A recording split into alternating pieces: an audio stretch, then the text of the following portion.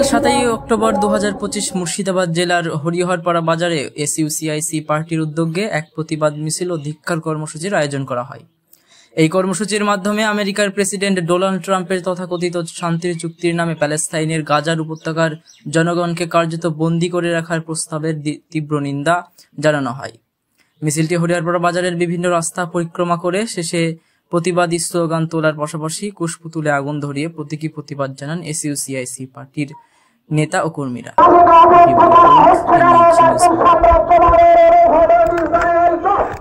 গাজায় গণহত্যা হচ্ছে, শিশু এবং নারীদেরকে নির্বিচারে হত্যা করছে ইসরায়েল এবং মার্কিন সাম্রাজ্যবাদ। তার বিরুদ্ধে গোটা ভারতবর্ষ জুড়ে আমাদের আজকে প্রতিবাদ সভার কর্মসূচি ছিল।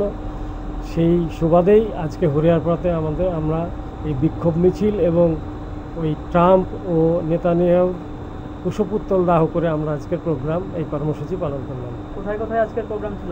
এটা গোটা ভারতবর্ষে জুড়ে হচ্ছে, ভারতবর্ষের বিভিন্ন প্রভিন্সের বিভিন্ন শহরে এবং পশ্চিমবাংলারও বিভিন্ন শহরে এই কর্মসূচি পালিত হচ্ছে। আগামী পরিকল্পনা কি আপনাদের? আগামী পরিকল্পনা এই বিষয়ে এখনও আমরা এই হরিহরপাড়াগতভাবে কোনো ঠিক করিনি, তবে রাজ্যের বা কেন্দ্র থেকে যেগুলো আসবে সেগুলো আমরা পালন করব।